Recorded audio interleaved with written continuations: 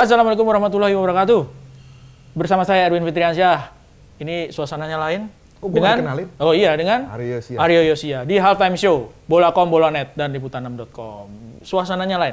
Suasini nih kalau kita bilang. Karena kalau suasana di sana, suasini itu di sini. Jokes bapak-bapak. Jadi ini kadang-kadang memang ada jokes bapak-bapaknya. Insecure dia, insecure.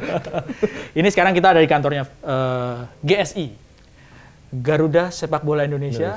Dan kita sekarang bersama dengan Managing Director Mas Bro Marsal Masita. Ini kawan lama yang muternya di situ-situ aja dan jarang ketemu. Jauh di mata, dekat di kerjaan.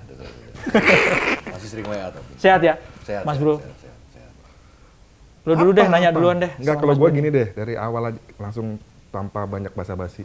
Kan banyak orang nggak tahu nih, guys, itu sebenarnya planet apa sih? Entitas apa? Entitas apa sih? Kita kan tahunya bahwa PSSI di zaman dulu ya, PSSI mengelola timnas gitu kan. Beberapa tahun belakangan kan ada GSI, tapi sebenarnya domain yang dikuasain apa sih? Bisa Bro Marsal terangkan? Iya. Terima kasih juga udah main kesini dulu ya. Oh, kita dulu yang terima kasih karena sudah diterima. Thank you buat waktunya, making the effort buat datang. GSI itu tahun lalu waktu kepengurusan Pak Erick terpilih, kemudian kita I think 2-3 bulan kita coba analisa apa yang jadi beban kepengurusan, karena kan ada beban operasional yang juga harus berjalan. Timnas tetap harus TC, waktu itu juga mau SEA Games, U23, FIFA Matchday di Juni juga ada tahun lalu nih ya, kuartal 2 tahun lalu lah. Dan kita juga baru tahu bahwa ternyata ada beban hutang dari berat itu. Kepengurusan lama, sebelum-sebelumnya ya. Kemudian di bulan Juni kalau nggak salah, Ketua Umum PSSI Pak Erick buat kami sih lihatnya terobosan bahwa salah satunya adalah beliau membentuk yayasan sepak bola dulu. Jadi ada yayasan, jadi kantor kami ini bersamaan dengan Yayasan Sepak Bola Indonesia. Kalau di luar negeri mungkin Soccer Fund kali ya, US punya US Soccer Fund. Dana abadi sepak bola, karena kita tahu mantan pemain, mantan wasit itu banyak mantan pemain timnas khususnya. Betul. Banyak yang nggak jadi, karirnya nggak sesukses waktu dia jadi pemain kan gitu, nggak bisa nabung dan lain-lain. Nah sehingga yayasan ini punya tugas adalah menghimpun dana. Nah sehingga nanti kalau ada pemain, kayak kemarin mungkin kasusnya Kurnia Mega dan lain-lain, nggak lagi nyari donatur kita, tapi ada dana abadi. Dana abadi itu tadi. Ketua umumnya kebetulan Pak Erick sendiri, yayasan sepak bola ini, dan banyak tokoh-tokoh independen, Pak Chandra Hamzah misalnya, Pak Taufikur Rahman, Ruki, ada di sana. Memang sengaja dipilih yang independen gitu. Nah yayasannya dibentuk di bulan Juni. Nah yayasan dan PSSI ini kemudian membentuk GSI. GSI adalah perusahaan yang ditunjuk oleh PSSI dan kepemilikan sahamnya dimiliki oleh PSSI 95%, 5% oleh Yayasan Sepak Bola untuk mengelola semua aset komersialnya PSSI. Nah gampangnya begitu. Oh, bukan timnas aja jadi ya? Mengelola semua aset komersialnya PSSI. Okay. Nah PSSI ini kan kasarnya kalau secara program kan piramid lah ya, kalau di sepak bola piramid pasti, di semua sports. Yang paling top adalah Timnas Indonesia, udah pasti. Produk utamanya. Produk utamanya. Jadi bread and butter kita, core produk kita atau core brand kita, Timnas Indonesia. Timnas Indonesia sendiri kan ada banyak ya, ada putra, putri, e-sport, sepak bola pantai. Nah sekedar informasi juga, ini fresh nih kalau ini, fresh buat teman-teman di bola.com, bola.net. Kami juga sedang berbicara merangkul timnas amputasi, timnas homeless, dan timnas paralimpik. Kenapa? Karena di era sekarang kita pikir ya enggak, timnas kita main sepak bola yang sama, lapangan hijau yang sama, dan sepak bola harusnya inklusif. Nah jadi kalau sebentar lagi harusnya ada timnas homeless, timnas paralimpik, dan timnas amputasi juga bergabung sama kita. Satu unit jadinya ya? Jadi ya artinya pengelolaannya kita bantu kan gitu. Timnas amputasi nanti kalau teman-teman nonton Indonesia Irak tanggal 6 di GBK, semua seat disability kita kasih ke mereka. Bahkan kita bawa mereka, kita subsidi buat mereka nonton pertandingan timnas. Dan banyak agenda-agendanya. Nanti mungkin beberapa minggu depan jangan kaget kalau lihat di akun timnas akan ada profil mengenai timnas amputasi, akan ada profil mengenai timnas homeless, karena itu tujuan kita. Nah kami diberikan tanggung jawab untuk mengelola aset komersial tuh objektifnya dua kali ya. Buat saya pribadi 2. Satu adalah image. Karena image ini yang paling penting gitu. Saya lahir mungkin sama seumuran di generasi yang kita merasa dulu sepak bola tidak di-manage secara profesional di Indonesia. Yes. Saya tahu betul karena dulu saya di posisi di luar PSSI. Dan saya ikut mensponsori PSSI di Kopaji Samsu. Nah, jadi saya tahu betul gitu. Nah, kita dari generasi itu. Nah, sekarang ada di sini menurut saya image mau dibenerin bahwa PSSI yang sekarang transparan, makanya dibuat GSI agar karena kami PT, artinya terbuka, audited. Kita baru beresin laporan keuangan dengan sangat oke gitu. Ya memang secara beban hutang kepengurusan sebelumnya belum sepenuhnya kita bisa beresin karena nilainya cukup besar, tapi progresnya cukup on the right track. Dan paralel di saat yang sama beban operasional tadi ya, timnas TC, semua timnas cowok hampir semua jangka panjang sekarang kan, U16 di Jogja, U17 di Jogja, U16 di Jogja yang mau AFF, U20 sekarang lagi di Perancis. Habis dari Italia ya? Habis dari Italia, Como cuma 5 hari, tapi rencananya habis dari Perancis mereka akan TC ke Belanda. U23 kemarin, ya Piala Asia. Putri juga sekarang kita mau jangka panjang, U17 setelah kemarin di AFC U17 Putri dan senior. Nah, jadi beban operasionalnya pun masih berjalan. Ya kami bertanggung jawab tadi, selain image, yang kedua revenue.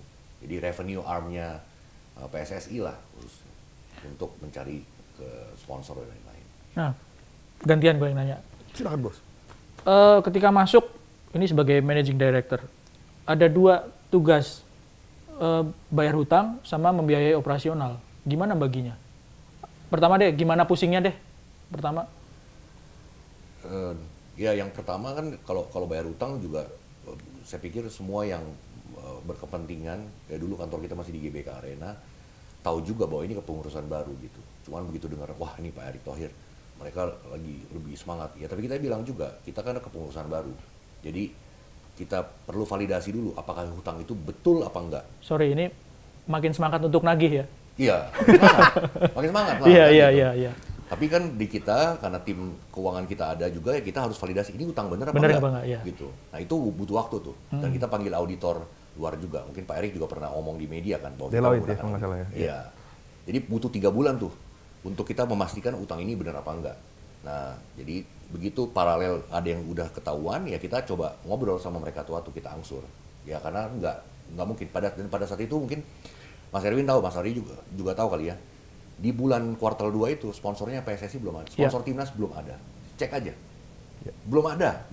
So di paralel yang sama kita harus gerilya ke sponsor-sponsor lain. Dan bisa dicek juga ya hari ini. Kita tetap jaga bahwa sponsor swasta itu lebih besar. Dan itu bisa dibuktikan hari ini. Secara total revenue kita, swasta itu, private itu lebih besar dibanding dari state owned. Gitu. Nah itu juga yang tanggung jawab saya ke Pak Ketum untuk make sure bahwa swasta ini tetap lebih besar membantu timnas. Gimana caranya ya? Paralel prestasi naik, ya pastikan off pitch-nya juga naik. Gitu. Jadi ya juggling, tapi so far so good. Dengan segala macam kisru itu di kongres nanti tanggal 10 Juni harusnya diumumkan bahwa kita dapat banyak achievement. Audit tahun lalu beres, nggak cuma audit internal kita, tapi audit the FIFA juga beres, audit AFC beres, padahal itu kan transisi kepengurusan ke Pak Erick. Dan kita beresin semua program, nggak ada yang tertunda kan, FIFA Matchday semua kita jalanin, nggak ada yang, dan kita untungnya bisa juara juga, SEA Games dan lain-lain. Tahun ini juga nanti ada pengumumannya di Kongres, ada tambahan atau ada improvement yang Pak Erick juga mau umumkan ke para Asprof. So far so good, we're on the right track. Gitu. Hutangnya sampai 80 M? Lebih. Sementara pembiayaan operasional timnas segala macam juga ber-MM. Ratusan M. Berarti bisa dibayar. Pusing pala Berbi kan. Enggak, sekarang bisa ngebayang sponsornya banyak banget berarti nih. Nah, ini yang gue udah kebelet mau nanya nih. Apa namanya? Kiat ya gue dengar lah banyak, artinya sebenarnya dari pemerintahan kan juga kelihatan dapat sponsor ini kan selalu diekspos terbuka gitu kan. Kiatnya apa sih, Bro? Gitu kan. Ini kan kita nggak ngomongin sekarang nih. Timnas kan sekarang udah mulai meledak nih ya, euforianya nih. Ketika di awal-awal tuh cara jualannya bagaimana sih, Bro? Kemudian orang kok mau percaya gitu. Kan nggak ada track recordnya. Ketika kepengurusan baru nggak ada sponsor sama sekali. Belum juara SEA Games. Belum juara SEA Games, ya gitu kan? Artinya dulu kan kalaupun bunga-bunganya kita jadi tuan rumah Piala Dunia U17 U20 dulu, kemudian baru U17 gagal, kemudian U20. Mana bro awal-awalnya? Timnasnya juga belum semenarik sekarang karena belum banyak pemain naturalisasi, ya kan? Terus gimana cara jualannya? Sebenarnya gini ya, secara produk itu, secara brandnya Timnas, Ya. ya. Brand besarnya Timnas, mungkin variannya ada tadi senior, U23, U20, Putri. Putra, Putri. Secara brand ini udah besar. Jadi bukan karena kami hebat, tapi secara brand ini udah besar. Tidak ada program di Indonesia yang TV share-nya di atas 30 kecuali Timnas Indonesia. Betul. Bisa dicek Ya. ke teman-teman media. Nggak ada. Apapun prestasinya. Nggak ada. Kemarin salah satu game kita di AFC U23 hitting 60 TV share. Artinya 6 dari 10 orang itu nonton. Ya. Pertandingan itu malam itu. Dan nggak ada, cek aja gitu. Ya saya nggak mau bilang, tapi sinetron aja berapa sih? Iya. Kita tahu ya, average ya gitu. Nah itu cuma Timnas. Nah, ini juga beda nih. Cara selalu kita ngomongin ke sponsor, ini beda. Figure ini kalau kamu ke Thailand, kalau kamu ke Malaysia. Karena enggak. Di kita itu Timnas nomor 1, Liga Domestik, dan Liga Eropa. Cek aja. Ya sebelumnya saya juga ngurusin Liga Eropa soalnya. Jadi kita tahu, Liga Eropa sebenarnya penontonnya nggak sebesar ini. Dan gapnya tuh sangat jauh. Nah ini beda. Angka ini beda kalau kamu ke negara tetangga kita, Malaysia, Thailand. Agak beda. Mereka Liga Eropanya agak tinggi di sana. Dibanding... Kebalik ya? Timnas. Kebalik, betul kebalik. Nah jadi secara brand udah besar. Exposure media, mungkin teman-teman juga tahu ya. PSSI itu atau Timnas itu punya keuntungan deh. Nggak perlu ngundang teman-teman media. Gitu. Ini kasarnya begitu kan, karena ini kayak akreditasi yang saya terima untuk tanggal 6, itu over capacity. Rebutan. Kita hari ini minus 40, kita nggak tahu nanti. Kita juga nggak mau ada media yang nggak masuk, tapi we're over capacity. Ada international media juga register kita lumayan cukup banyak. Kita juga, wah keren juga nih ya, udah mulai banyak angkanya kita bisa lihat. Jadi secara brand itu udah besar bro. So it's not, bukan kita hanya jago sih menurut saya. Nah, over the time menurut saya kuncinya adalah kalau brandnya udah besar, gimana caranya lu bisa creating value added asset. Karena Timnas ini udah besar secara brand, tapi lu bisa bikin value added asset. Saya ambil contoh satu, di 17 Agustus tahun lalu kita bikin akun Timnas Indonesia. Nah dulu kita udah kepikiran, karena PSSI itu supposed to be akun korporasi, corporate. Ngebahasnya apa? Perwasitan, development, coaching education, kegiatan Asprof. Asprof kita ada 38. Ya, harusnya akun PSSI itu mengeksplor atau mempromosikan apa kegiatan-kegiatan Asprof dari Sabang sampai Merauke, gitu kan ya. Sementara akun Timnas adalah akun komersial. Nah, kita bikinlah makanya 17 Agustus. Benar juga kan, ternyata sampai hari ini 4,4 juta. Kita dapat kemarin recognition dari Meta. Di Desember saya dibilang Meta adalah, kamu the fastest growing sports account di Asia. Beberapa minggu lalu ada yang sama ya, karena kita ada di beberapa akun, kita bilang enggak, ternyata kamu bukan hanya sports account, so you're the fastest growing account in Asia. Ya buat kita, buat seluruh kategori ya? Ya buat kita privilege kan gitu. Nah artinya beban di kita adalah kontennya harus bagus, harus berquality. Nggak bisa tuh ya, we're not talking quantity over quality, justru sebaliknya, karena brandnya udah bagus nih, jadi quality-nya harus bagus. Kemudian kita coba reopen lagi Garuda Store, karena merchandising it's one of our source of revenue. Waktu kita ada tahun lalu kita lihat tokonya, waduh, gelap, terbengkalai, ya banyak utang kanan kiri, even ke GBK-nya pun ke penyewa udah nggak dibayar berapa lama. Ya nggak apa-apa, kita cari pinjaman, mau nggak mau, ya, karena we have to do it. Kita cari pinjaman, kita bongkar, total renovasi. Januari kemarin kita buka, dan hari ini so far so good. Dari day one kita nggak pernah minus, bahkan we're over, supply-nya lebih rendah daripada demand. Demand-nya tinggi sekali hari ini. Jersey yang setiap kali kami di drop jersey selalu habis, until up to now. Nah, jadi itu kan aset baru juga buat kami ya. Dan kami akan terus melakukan hal yang sama, baik dengan teman-teman bola.com nanti juga sama. Kita akan bikin IP aset baru, value added aset apapun yang kita akan bikin untuk kita monetize. Dan hari ini kan kalau ngomongin buat sponsor, konvensional inventory, benefit, board, branding sana, branding, bukan itu lagi gitu. Bukan lagi zaman saya, nggak bisa gitu. Kamu nggak bisa. Kalau dulu jualannya cuma sebatas e-board, iya, dan display. Betul. Ya. Sekarang udah beda. Sekarang ya? susah. Sekarang mereka maunya bespoke content. Ya, konten-konten yang relevan ke produk mereka, reach-nya besar, tapi juga asosiasinya ke timnas gitu. Nah itu kan nggak gampang. Kekinian lagi ya. Betul, harus ada quality content dan lain-lain. Di pertandingan juga sama, kan nggak bisa juga tadi e-board yang lain-lain yang konvensional gitu. Ya kita harus pikirin, misalnya kayak kemarin kita buka pendamping Garuda gitu, Kids Escort sebenarnya kan. Kita jadikan itu buat aset inventory buat sponsor agar bisa aktivasi. Jadi bisa direkrut, diseleksi, sampai diumumkan. Jadi program aktivasi. Pendaftarnya 5.000 orang. Saya juga nggak nyangka. 5.000 bocah 5.000 keluarga, ya. Banyak yang marah-marah lagi gitu. Iya, ya tapi resiko kita kan gitu. Tapi Bro Marcel ini banyak yang merendah nih. Sebenarnya artinya seakan-akan artinya bahwa wah ini udah barang bagus. Tapi kan artinya gini, ya gue sama Bro Erwin kan udah lama lah berkecimpung di sepak bola Indonesia gitu kan. Nanti yang gue agak penasaran tuh sebenarnya gini juga. Bagaimana kepikiran untuk memecah IP ya? Kalau dulu kan ngomongin timnas ya timnas aja, PSSI gelondongan nih. Ini timnas paling mentok-mentok kan U23 ya. Gitu kan. Sekarang kan sampai U20, kemudian U19, U16 dan kemudian masing-masing kalau gue lihat punya sponsor masing-masing gitu ya. Sepak bola wanita yang tadinya dibilang barang nggak berharga ya. Orang mana sekarang kemarin kita nonton live-nya gitu kan orang beruyun-uyun tuh. Gitu kan. Nah, itu filosofinya bagaimana sih, Bro? Soal pemecahan IP itu apa memang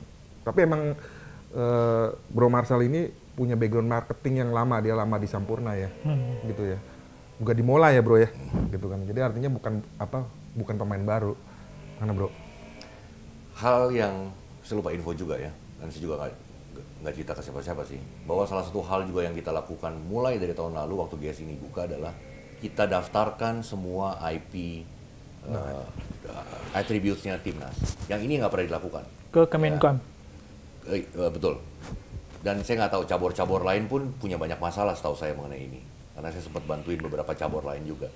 Jadi they don't understand bahwa mereka itu punya IP. IP itu apa sih? Intellectual property. Apa? Your logo, your design, the Garuda logo yang kamu modifikasi, itu kan IP kita. Nama timnas sepak bola Indonesia kita IP-kan. Nah, dengan kita IP-kan, mungkin teman-teman juga tahu ya datanya ada. Bahwa sepak bola itu adalah olahraga yang paling banyak di ambush marketing di dunia, bukan hanya di Indonesia. Paling banyak di ambush marketing. Misalnya ambil contoh FIFA World Cup Piala Dunia. Di sini munculnya pesta bola lah. Itu kan sebenarnya indirect gitu ya. Indirect ya. Nah, timnas juga sama. Kita bilang timnas sepak bola Indonesia atau timnas Garuda yang kita daftarkan sebagai IP kita. Tapi kan banyak juga Garuda. Kita nggak bisa klaim semua orang pakai Garuda, tapi kan itu dilakukan sama orang-orang. Nah, jadi kita daftarin dulu, apa sih core IP-nya timnas Indonesia, logo dan lain-lain. Desain jersey, itu masuk IP kita. Nah, setelah kita daftarin, nah baru tadi kita coba cari partner-partner yang kita kira kita bisa create value added aset bareng-bareng. Ada program-program yang secara khusus kita bikin tambahan di lapangan, di luar lapangan. Ada banyak konten-konten kalau lihat hari ini di YouTube. Kita juga lumayan cepat growth di YouTube-nya. Yang memang kita buat dan kita catatkan buat IP-nya Timnas Indonesia. So nih misalnya besok kita ngobrol setelah ini ya, kita bikin program bareng, misalnya halftime Garuda gitu. Nah, kita harus catatkan tuh. Dan karena again buat kami itu penting gitu ya. Dan kami catat bukan atas nama saya, bukan atas nama Aryo Yosi ya, tapi atas nama PSSI. Sehingga ke depannya PSSI udah punya aset-aset ini gitu. Tinggal it's a matter mereka bisa kembangkan, monetize apa enggak. Kan gitu ya. Memudahkan memetakan ya. Betul. Dengan dicatatkan IP-nya tadi ya. Dan hari ini udah gampang kan. Apa sih yang bentuknya lebih ke logo, identity, misalnya jersey dan lain-lain. Apa yang berupa konten digital itu kan bisa kita catatkan gitu. Apa yang bisa produk merchandise gitu. Nah, merchandise dan lain-lain ini di bola menurut saya menyenangkan sekali kalau kita suka bola ya. Merchandise misalnya, kita juga nggak mau stuck sama jersey gitu. Kalau lihat hari ini ke Garuda Store kita ada di GBK, kita buka juga di Sarina. Kita juga mau percepat akselerasinya buat buka di beberapa airport karena bagus demand-nya. Nah, kita juga nggak mau rely buat jersey. Jadi kita punya Classic Edition. Waktu itu Indonesia menang tahun 56, tahun 80-an, kita buat merchandise-nya. Dan itu so far bagus sekali diterima masyarakat. Kemarin kita baru aja spill, kalau kata anak sekarang ya, kolaborasi kita sama USS, The Jacket gitu. Itu sengaja. Jadi sebenarnya bukan buat cari untung juga, tapi kita mau ngetes market untuk upper level. Karena Jacket Varsity kan mungkin relevan di anak-anak muda sekarang gitu, di segmen AB. Nah, kita keluarkan juga nanti hanya berapa ratus dan that's it gitu. Nah, hal itu kita akan terus bikin. Jadi kalau pertanyaannya Mas Aryo sih ya harus ngumpulin receh. You cannot get easily 200 miliar, 300 miliar kan gitu. Saya harus kumpulin dari 10 rupiah, 20 rupiah sampai... Daripada sekali gebuk tapi belum tentu maksimal, pecah. Iya. Dan that's the only way to do it, nggak mungkin gitu.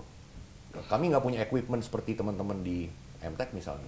Kalau saya punya equipment tadi, ya kita bisa bikin production, nggak punya kami nggak punya production team. Jadi kami harus nyicil, invest kamera pelan-pelan.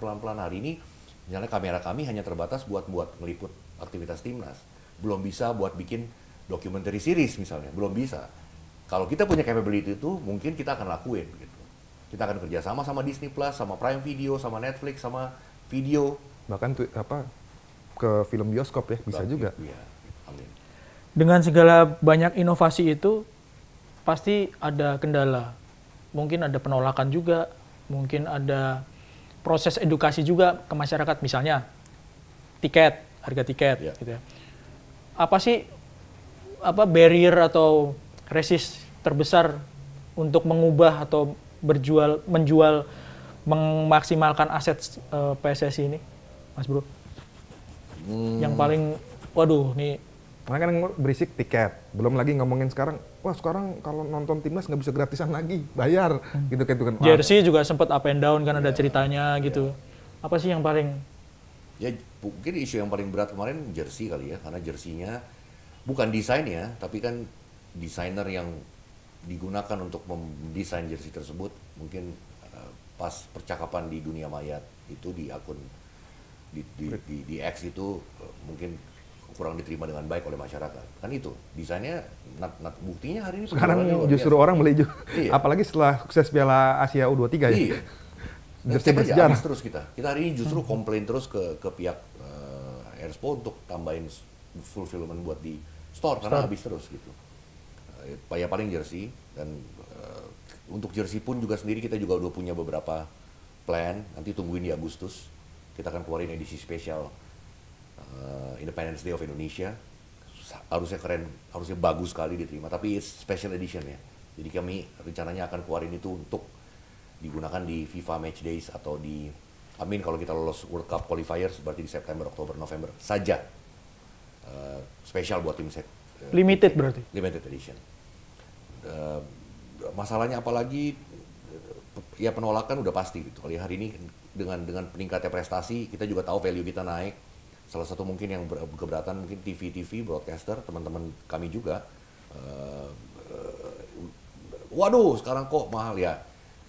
Again negosiasi kan ya. Dan tadi di GSI ini tidak mencari untung loh, karena tadi ya kepemilikan sahamnya PSSI dan yayasan. Jadi sepeser pun untung yang saya dapat, nggak ada orang private yang terima. Bukan Pak Erick Thohir, bukan Exco, bukan Sekjen, bukan saya, nggak ada. Dan audited kan. Nah jadi bisa ditanyain tuh sama media, mana hasil auditnya? Bisa, karena audited. Gitu. Tiket. Nah kalau tiket ini saya cukup pengalaman karena saya ngalamin dari World Cup qualification yang sebelumnya, 2019, waktu saya sempat di PSSI 2 tahun awal. Harga tiket kita lebih mahal dibanding Vietnam ini, orang nggak tahu aja. Waktu kita lawan Malaysia, lawan Thailand, kita dibantai by the way. Itu harga tiketnya lebih mahal. Ya, yang paling murah itu 125.000.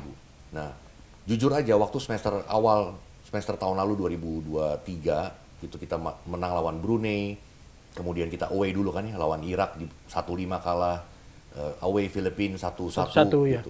Waktu kita masuk ke Vietnam, kita juga tahu peringkat kita masih 134 ya. Jadi kayaknya nggak elok kalau kita put masih 140-an. Yeah. Jadi nggak elok kalau kita juga belum punya prestasi timnas senior untuk kita put harga yang sebanding.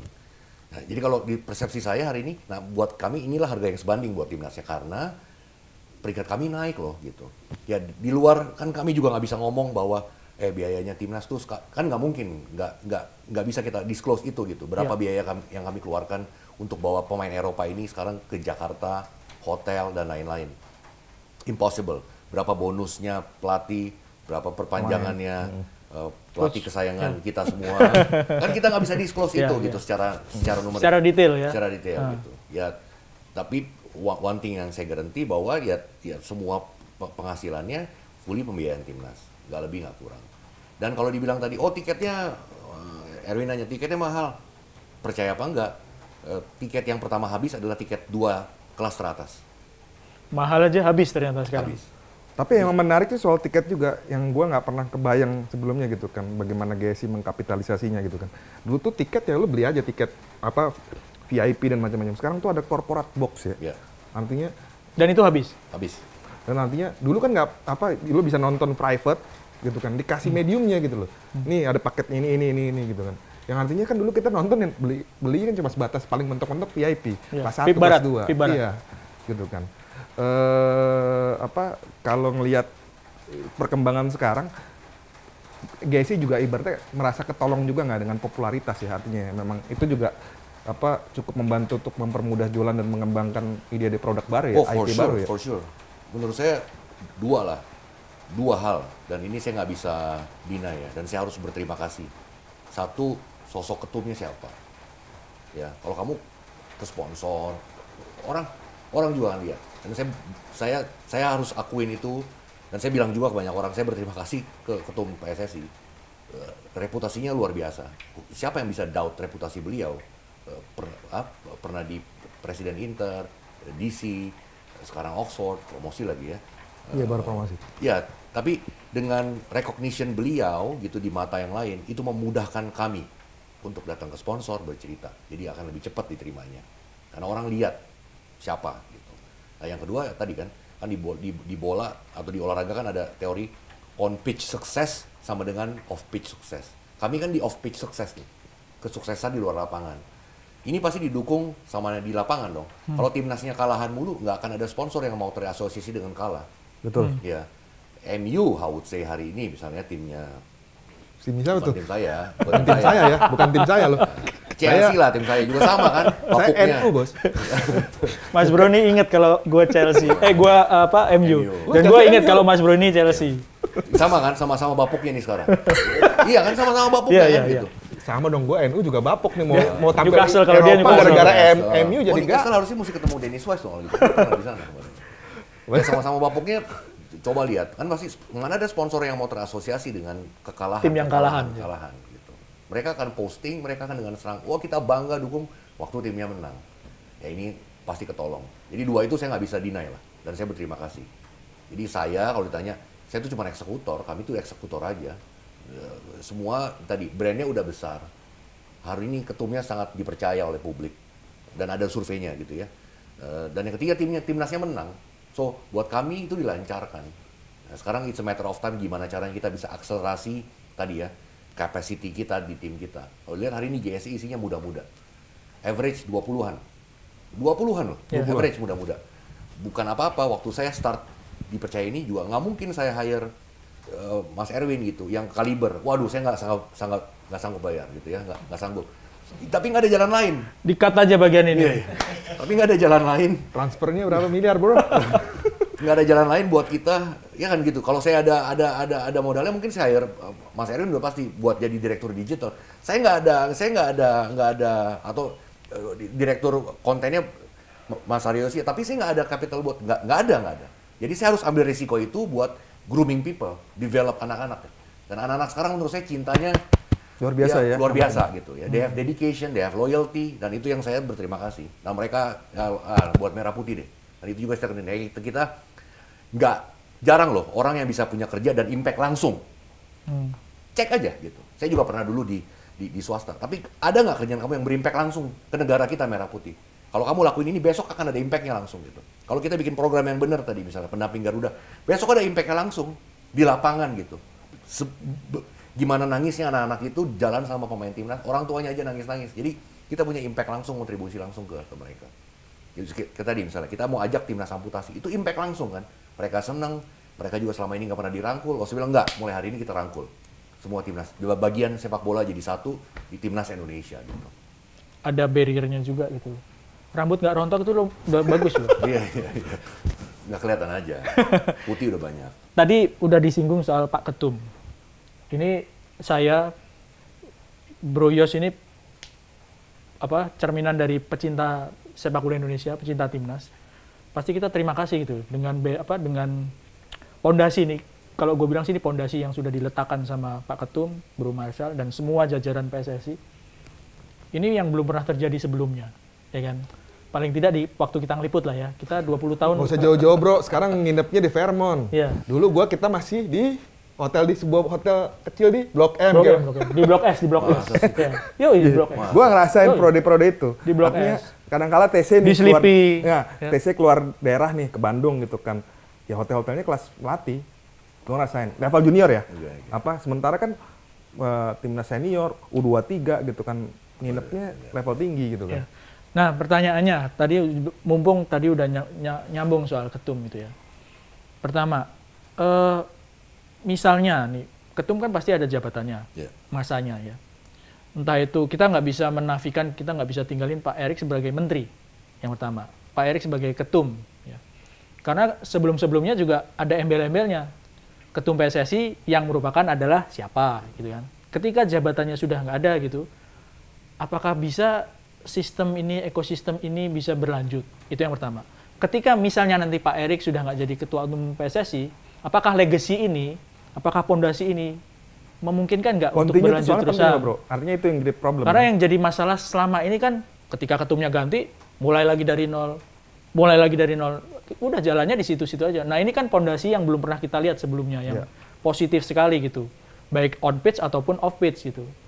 Kira-kira apa yang disiapkan, apa meramalkan, oh ini bisa lah kalau misalnya bukan Marshall yang di sini masih bisa lah gitu. Mungkin Bro Marshall ntar di FIFA atau di mana yang lebih tinggi lagi high-nya. Di sini kan harus ada yang bisa menjalankan gitu, legasinya, programnya, atau bahkan lebih bagus lagi gitu. Kira-kira gimana nih Mas Bro? Mungkin kalau dari sisi, kan di sepak bola itu ada 3 pilar ya. Di technical footballnya, kepelatihan, perwasitan. Ya, divisi teknis ya. Ya, teknis. Ya, sekarang ada VAR, dan Pak Erick juga udah mention bahwa tahun ini, tahun keduanya dia adalah dia mau fokus untuk di Liga 1, untuk improve Liga 1. Yang tengah nih administrasi lah ya, memang harus ada di setiap organisasi. Nah, yang saya kan di kanan di urusan komersial gitu. Arahan dari beliau, saya pikir, dan semua exco hari ini, kita ini diminta untuk betul meletakkan fondasi, tapi realnya tuh adalah ya kita harus make sure sistem-sistemnya atau mesin-mesinnya ada dulu gitu. Karena mesin ini kan harusnya jalan sendiri kayak tadi ya. Kalau kami udah bikin aset fans engagement yang menarik gitu, misalnya apa tadi, penjualan merchandise, tuh mesinnya udah jalan tuh ya. Kami hari ini punya jadwal misalnya IP-nya udah kami daftarkan atas nama PSSI. Jadi IP-nya udah ada nih ya. Kemudian kerjasama dengan media udah kita buka, networking itu udah kita buka. Yang mau media mainstream, media yang baru-baru, yang progresif udah kita buka.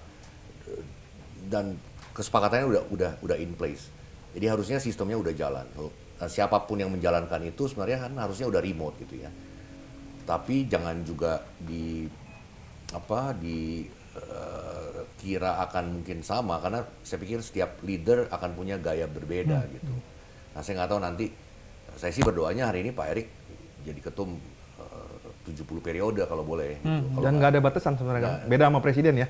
Iya, 5 tahun sih. Nggak 5 tahun maksudnya, artinya boleh lagi periode gitu. Artinya kan kalau PSSI mau sampai kapan aja kan boleh. Gitu. Asal kepilih lagi, nggak ada batasan. Iya.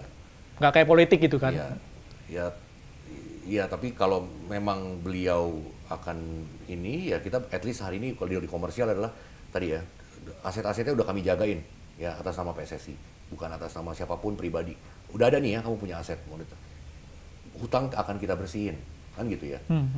Jadi semua tuh harusnya adalah revenue dan image base partnership. Jadi kan kasarnya siapapun yang akan duduk di posisi saya atau di exco, mungkin di komite keuangan, tinggal menjalankan itu dengan sebaik-baiknya dong. Nah, kecuali mereka punya intention lain atau objektif lain ya gitu. Amit-amit.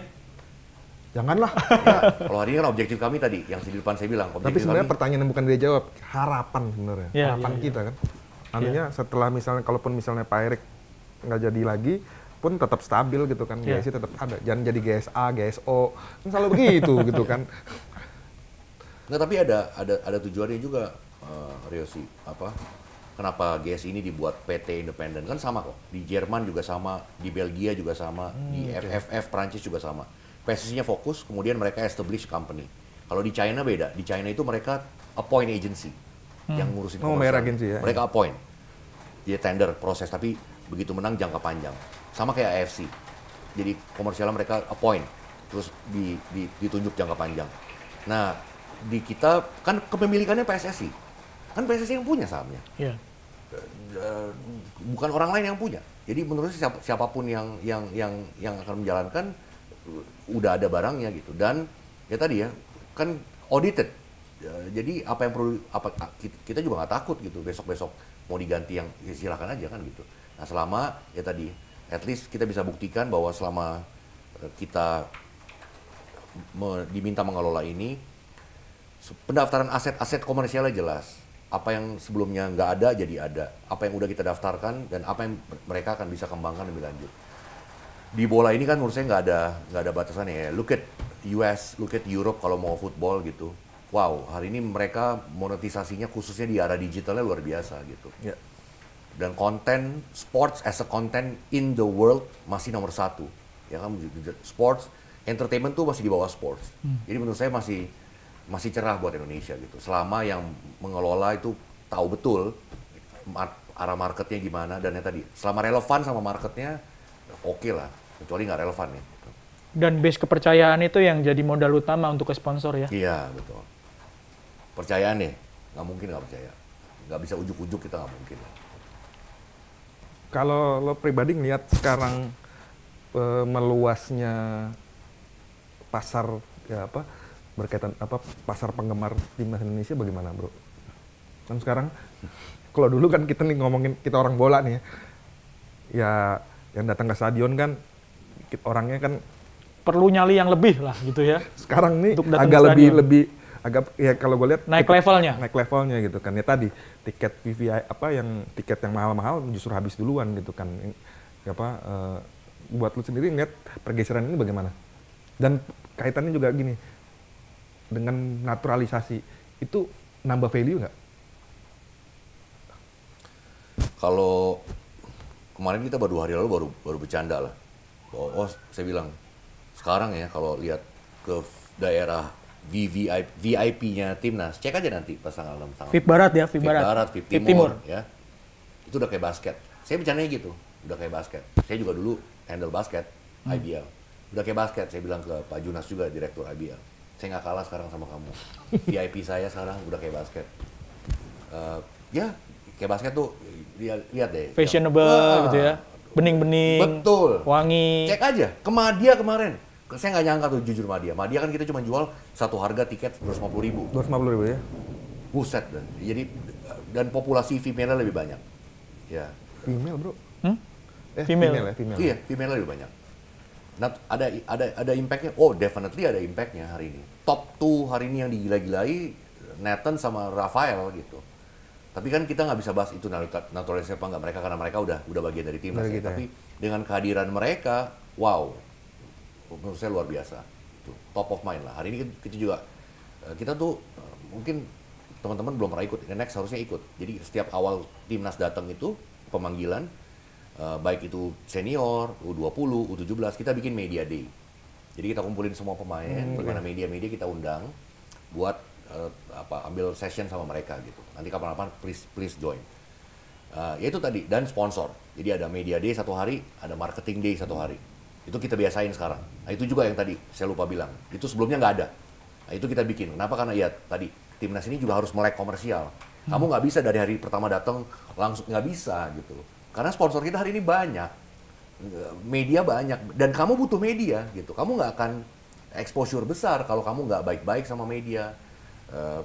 Ya gitu-gitu deh. Nah, si marketing day, media day ini juga sama. Mereka menurut demand ya, ini juga kita terima. Wow, maunya ini pemainnya, maunya ini. Nah, cuman kita bilang, I'm sorry, kita nggak bisa pilih pemain. Itu kita bagi random soalnya. Jadi 20, kayak sekarang nih ya, 25 pemain, kita bagi 3. Termasuk coach-in. Ya kenapa? Ya biar kalau milih ya semuanya mungkin akan milih yang sama gitu. Arahan, Marcelino ya, tapi kita random. Ya kaitan pemain tadi tertarik gue itu. Apa namanya? Kalau ngeliat kan sekarang banyak pemain yang public speakingnya bagus. Ya. Itu juga ini nggak apa namanya di brief nggak? Artinya bahwa dia bertumbuh secara organik atau artinya memang bahwa ya tadi menyadari bahwa sekarang ini semua dunia marketing yang artinya karena kan dulu kan sepak bola Indonesia identik dari dulu kan yang bisa ngomong cuma Bambang Pamungkas lagi. Yeah. Kayaknya narasumber itu terus yang pinter ngomong bahasa Inggris. Tapi kemarin kita di Piala Asia itu kan disajikan pemain-pemain kita ternyata jago berbahasa Inggris, gitu kan. Kemudian ya mereka juga terutama yang di akun resminya timnas Indonesia gitu kan, mereka tuh ngomong itu ada briefnya juga nggak sih bro? Atau artinya bertumbuh secara organik? Kalau yang senior level, I would say apa adanya ya. Apa adanya. Rata-rata mereka tuh ada tantangan juga nggak ketika ngajarin bahwa ya maaf ya, kita tahu sendiri sepak bola kita kan, apa artinya bayangannya dia kan pernah kepikiran bahwa bicara sama publik gitu kan, udah nih paling kalau ke publik kan ngomong besok kita akan menang, gitu kan standar gitu kan. Kita akan maksimal gitu. Maksimal. Sekarang kan lebih variatif gitu kan, bisa ngomongin teknis dan macam-macam. Kalau timnas senior jujur aja dengan kehadiran banyak pemain yang main di Eropa membantu banyak, jujur aja. Karena dari level of education itu nggak akan bohong, akan pengaruh juga dengan pembawaan mereka. Dan rata-rata timnas senior kita kan sekarang keren-keren karena mereka juga ya tadi ya di-groom dari sejak muda gitu. Nah yang sekarang kita bikin khusus itu ada program khusus untuk U17 dan U20. Kenapa? Kita memprepare mereka kalau mereka someday 2-3 tahun udah famous, udah terkenal, nah mereka prepare. Jadi kita ada tuh modul buat mereka communication atau personal branding dan communication skill sama social media. Jadi gimana caranya mereka menghandle social media gitu. Bukan hanya mereka harus matiin handphone pas latihan, enggak. Tapi kita ajarin juga do and don'ts-nya, apa yang lu nggak boleh posting, apa yang nggak boleh posting. Kan ada sempet rame tuh di U23 kemarin. Kamu salah komen aja bisa kemana-mana gitu. Nah, hari ini yang kita buat program khusus buat U20 dan U17. Kalau senior kita anggap hari ini, tadi rata-rata mereka udah mature, dan within mereka tuh sekarang bagus juga saling mengoreksi. Dan kalau if you look, hampir semua pemain kita yang main di luar, itu udah jauh lebih well inilah gitu ya, presented gitu untuk ngomong. Mas Bro, masih punya waktu berapa menit kita? Ada, menyesuaikan. 15-20 menit. Ada anggapan ya, sekarang oke, timnasnya bagus gitu. Tapi bagaimana dengan liganya gitu? Ini Mas Bro punya, gue nggak bisa komen soal liga gitu. Apa bisa komen soal liga? Artinya gini, timnasnya kita harus akui oke banget ini. Ini nggak pernah kejadian seperti sekarang ini, prestasi maupun ya semuanya pengelolaannya gitu. Tapi orang-orang lihat PR-nya ini di liga gitu. Oke, kita nggak bisa beresin semuanya sekaligus gitu ya. Tapi apakah ini memang ya kejadiannya seperti ini atau memang kita beresin timnasnya dulu deh, nanti liganya akan terkerek gitu? Apa sudah di program begitu? Apa nggak sengaja aja begini gitu? Di program begitu, iya, dan itu dijelaskan oleh Pak Erik juga kan, waktu dia terpilih di Februari tahun lalu, dia merencanakan apa quick win yang bisa dilakukan. Dan quick win yang bisa dilakukan adalah fokus untuk timnas dulu, pembenahan timnas. Ya, U17 jangka panjang TC, U20, U23 persiapan, kita lolos qualifiers di Solo, lolos Piala Asia 23, Piala Asia lolos, dan Putri. Jadi quick win-nya emang itu, dan direncanakan, artinya by design gitu. Untuk fokus ke timnas dulu. Kalau ngomongin liga, menurut saya setengah-setengah nih, Mas Erwin ya. Tentunya saya nggak bisa komen, karena yang bisa komen harusnya lantai atas ya, nih. 19 ya, 19. Pak Ferry Paulus. Nah, tapi saya cuma mau kasih dari perspektif aja, karena dulu pengalaman saya ngurusin FA Cup gitu. Dan ini bisa dicek datanya ya. 1. Ada berapa klub di Indonesia yang punya akademi?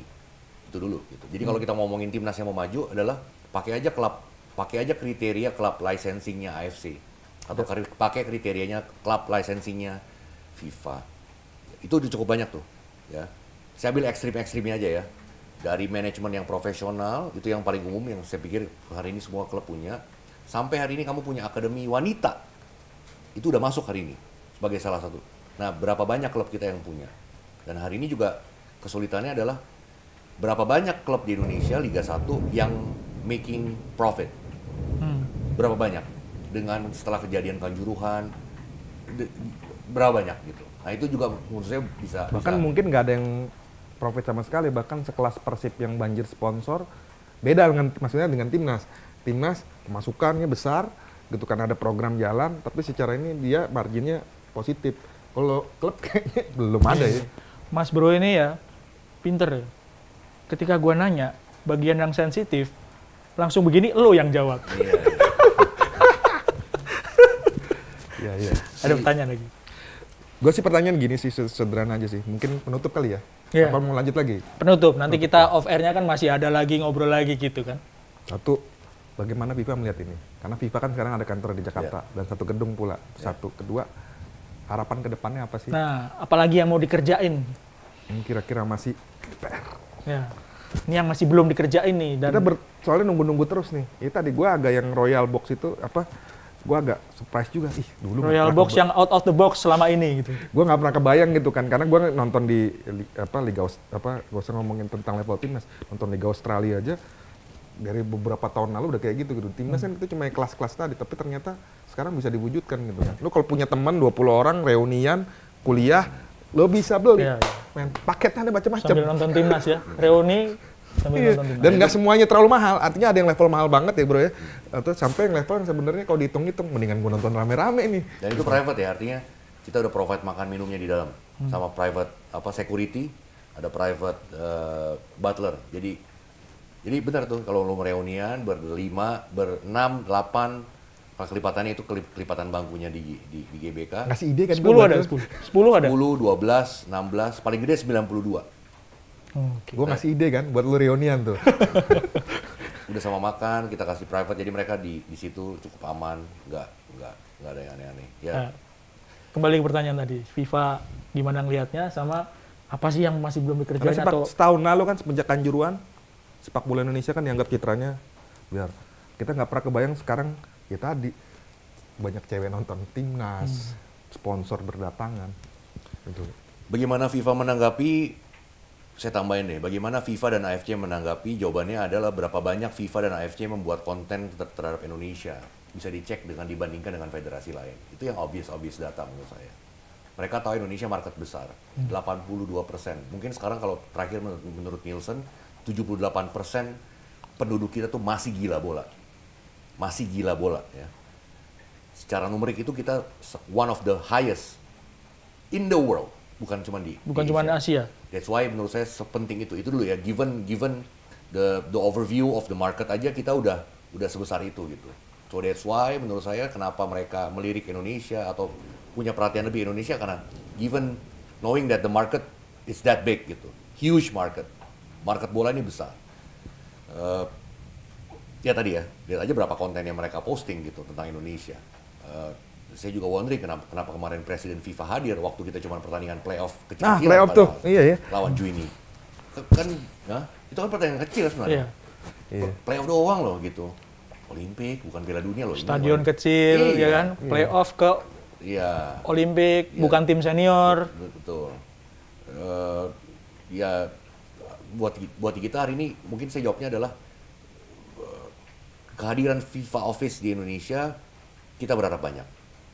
Harapannya adalah not only mendapatkan waktu buat berinteraksi dengan orang-orang FIFA ini yang punya pengetahuan, expertise lebih banyak, tapi kita juga bisa memberikan exposure lebih banyak buat orang-orang Indonesia, anak-anak muda Indonesia.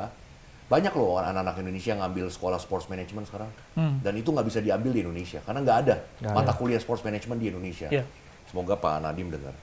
Ya nggak ada ya. Kamu bisa select hari ini major kuliah nggak ada. Kamu mesti ke Malaysia paling dekat atau Australia. Tapi banyak setahu saya karena yang apply ke kita itu banyak. Yang lulusan ambil sport management di Europe, ya. Kebanyakan. Jadi banyak orang-orang kita ya. Kalaupun kamu ngambil sports management, kayak saya juga ngambil, tapi kamu punya passion di sports tapi ambil di management banyak. Nah, saya berharap juga banyak anak-anak Indonesia yang punya interaksi nanti punya opportunity lebih banyak buat ikut berbagai rangkaian acaranya FIFA, karena dengan kita sebagai East Asia dan Southeast Asia Hub, otomatis adalah salah satunya adalah banyak workshop atau development program yang akan dilakukan di Indonesia. nggak mesti di Jakarta. Mungkin jangan lupa juga Mas Aryo Yosir, Mas Erwin, kita akan punya IKN. PSSI ini pertama kalinya akan punya training center loh. Kita nggak pernah punya training Nggak center. pernah. Kita belum nyentuh deh tadi tuh ngomong tentang itu. Ya, kita akan punya pertama kalinya loh dalam sejarah. Ya. Selama ini cuma bulu tangkis yang punya. Ya. Nanti sepak bola akan punya. Selama ini numpang sana, sewa, numpang lapangan sana, B, sini, sewa. Nanti bulan Juli harusnya, ntar lagi kan, ada 2 lapangan udah ready. Pak Erik juga cukup intens, ngecek. Nah kita juga mau, tadi kan ngomongin tadi aset lagi. Tugas saya adalah memastikan bahwa fasilitas IKN yang sudah dibangun nanti, yang sudah dibantu lahannya dan pembangunannya oleh negara dan FIFA, ini maintenance-nya nggak bermasalah. Karena penyakit kita itu maintenance. Betul ya? Ya. Betul Bisa banget. bangun Coba tapi bisa maintenance-nya cek. susah. Betul. Coba cek semua fasilitas yang dibangun oleh negara waktu 2018 buat Asian Games. Coba cek sekarang. Iya. Berapa yang hari? Nah, coba cek deh, coba cek. Kelihatan dari sini kelihatan sebenarnya. Ya, coba cek. Gak usah jauh-jauh bro, kita habis ngegelar Piala Dunia U17. Belum tahun yang di Iya. daerah ya, kita nggak usah ngomongin di Jakarta Iya, gitu kan. iya. Di daerah Iya, kayak apa ya? lapangan latihannya yang kita benerin. Nah, jadi tugas saya adalah memastikan bahwa uang maintenance-nya tersedia. Nah, caranya ya harus dimonetisasi lagi kan, harus dikomersialisasi lagi si training center ini. Sama halnya dengan negara-negara Eropa monetize itu gitu. Nah, kita lagi jalan itu juga. Ya berharapnya ya tadi ada IKN, ada FIFA di sini. Chances kita tadi ya, I think Indonesian football future is brighter deh. Pendapat pribadi saya, kita punya masa depan yang cerah. You gonna expect kita sebagai fans bola nih bisa berharap 5-10 tahun lagi kita akan punya sepak bola yang lebih cerah gitu menurut saya. Dan kalau ini pribadi ya, dan menurut kami, saya pribadi juga, posisi kita harusnya nggak pantas di luar 100. Ya, kalau kamu lihat hari ini posisi kita harusnya, kalau kita G20 harusnya kita top 50 dong. Betul. Kalau nggak top 70, benar nggak sih? Iya. That should Indonesia belong gitu. Nggak bisa gitu. Dan apapun caranya harus ke sana kita jalanin. Ya tadi kan, IKN adalah fasilitas buat anak-anak muda kita dari usia 11, 13, 15, 17 kita akan groom gitu. Sama kayak La Masia groom akademinya kan gitu ya. Timnas TC kita nggak perlu lagi nomaden karena kita punya tempat di sana gitu dengan dormitory dan lain-lain. FIFA, kehadiran FIFA di sini akan bantu kita dari sisi tadi ya, manajemennya, knowledge-nya. Banyak orang-anak Indonesia yang akan belajar lebih banyak, dapat ilmu langsung dari orang-orang FIFA yang datang langsung ke sini. Baik dari urusan manajemen, dari urusan kompetisi, dari urusan integrity, dan lain-lain. Nah, jadi kesimpulannya ya 5-10 tahun lagi, our football will be brighter. Tinggal fondasinya jangan diacak-acak. Jangan diacak-acak gitu. Dan Biar saya yang ngomong dulu. dikuatkan Iya. ya. Soal itu biar aku yang ngomong. Jangan diacak-acak. Iya. Sepak Jadi, bola. jangan berantem. Kalau enak kan kalau nggak berantem PSSI-nya rukun-rukun dikelola sama profesional kan enak sekarang. 25 tahun belum pernah seoptimis ini sebagai wartawan ngelihat sepak bola Indonesia. Terima kasih. Sama, siap. Punchline-nya adalah sepak bola kita insya Allah akan menjadi lebih cerah. Amin. 5 tahun lagi, 10 tahun lagi, dan seterusnya. Amin. Optimis. Amin. Terima kasih Amin. Mas Marshall Thank you. sudah menyediakan waktu dan tempat buat kami di Halftime Show. Ini serius than bener, agak ketawanya juga. Saya Erwin Fitriansyah Aryo Yosia. dan Mas Bro Marshall Masita. Terima kasih sekali lagi. Daging, banyak Daging semua. Sampai ketemu lagi di Halftime Show berikutnya di Bola.com, Bolanet, dan Liputan6.com. Terima kasih. Assalamualaikum warahmatullahi wabarakatuh.